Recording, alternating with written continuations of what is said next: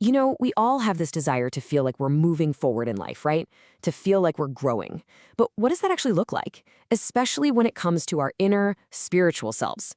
I mean, how do you even begin to map out a journey that's basically invisible? There are a ton of different philosophies on this, but today we're going to dive into one really specific, really structured blueprint for spiritual growth. So just imagine your own life's journey, like this road. You've got a starting point, there are different milestones along the way, and maybe some kind of destination up ahead. Well, the framework we're unpacking today, which comes directly from a Christian curriculum, actually tries to map out every single step of that exact path. Okay, so this whole framework kicks off with a pretty bold claim. It says that every single person on the planet, past, present, and future, can be neatly placed into one of 5 distinct spiritual stages. From their point of view, this isn't just one way of looking at things. It's a universal map for the entire human spiritual condition. And here it is. This is called the life diagram, and it's really the master map for this whole system. As you can see, it shows a really clear progression, right? It moves from a state of being kind of lost in the dark over on the left, and then it progresses through these different stages of growth, all the way toward a more, let's say, enlightened state on the right. This is the path we're going to be exploring. So these 5 stages, they're called lost, lover, learner, leader, and lifer. They're not personality types. That's a really key distinction. Instead, they're seen as sequential waypoints on this spiritual journey. And the big idea here is that every single one of us is on this path right now, sitting at one of these 5 points. Now, we could spend all day exploring each one of these 5 stages, but for this explainer, we're going to zoom way in on what this framework considers one of the most critical and, frankly, dynamic phases of growth. We're going to do a deep dive into stage 3, the learner. You'll notice the learner is positioned right smack in the middle of this whole progression. They've already moved past those early stages of having a new belief, but they're not quite at the point of leadership yet. This makes it this incredibly pivotal transitional phase of development. And what's really fascinating is how this framework defines the learner. It calls them a spiritual adolescent. I mean, just think about that metaphor for a second. It's so powerful, right? It suggests a time of really intense growth and amazing discovery, but also it's filled with that same kind of instability, the same ups and downs that we all remember from our teenage years. So if a learner is a spiritual adolescent, what's the engine that's actually driving their growth toward maturity? Well, this curriculum points to a central theological process, and it's called sanctification.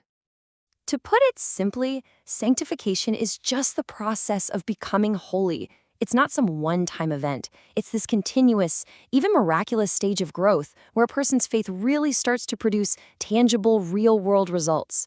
It's the engine that propels a learner forward. This quote from the theologian J.C. Ryle really gets to the heart of the idea. What he's basically arguing is, hey, don't just tell me what you believe on the inside, show me the evidence of it on the outside. It's this core principle that genuine growth can't stay hidden forever. Eventually, it has to become visible.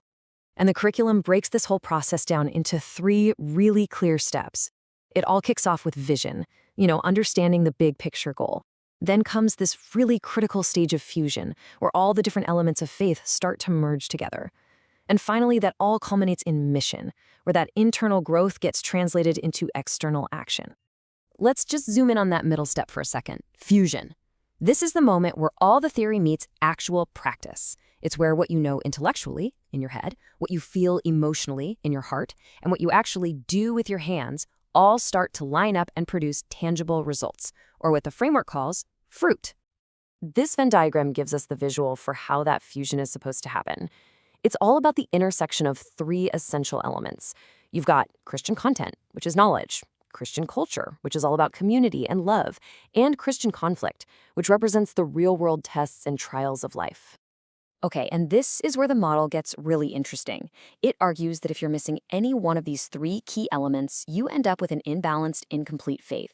So let's say you have the knowledge and you have the community, but you've never faced real-world conflict. You're a seedling, untested. What if you have community and you've been through conflict, but you lack solid knowledge? Well, you risk falling into heresy.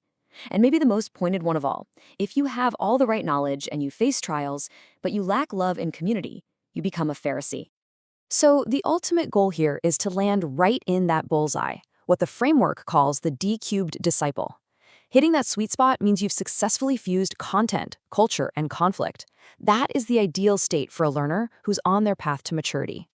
But it's so important to remember that the learner stage is not the final destination, not at all.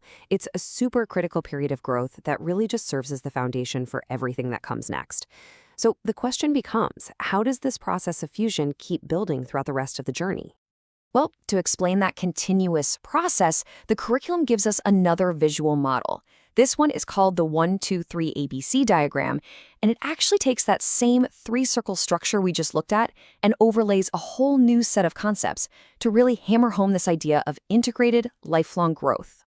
Here's how this one breaks down. The familiar 1-2-3 of head, heart, and hands, well, they get paired with an ABC of action. The idea is, you first accept a truth in your head, that then leads you to become changed in your heart, and finally, that inner change results in an outward commitment you make with your hands. It's really just another lens to see that exact same fusion of belief and action. So really, the big takeaway from this entire blueprint is that spiritual development isn't just a one-time decision or some kind of graduation ceremony. No, it's framed as a lifelong, continuous loop of learning and maturing and moving forward, always preparing for the next stage of the journey. And that brings us to a final thought. We've just walked through one very, very detailed map for spiritual growth, but it brings up a much bigger question for all of us, no matter what our beliefs are. If you had to actually sit down and draw a map of your own personal growth journey, what would your waypoints be? What would you call the key stages of your own development? It's a pretty fascinating question to think about.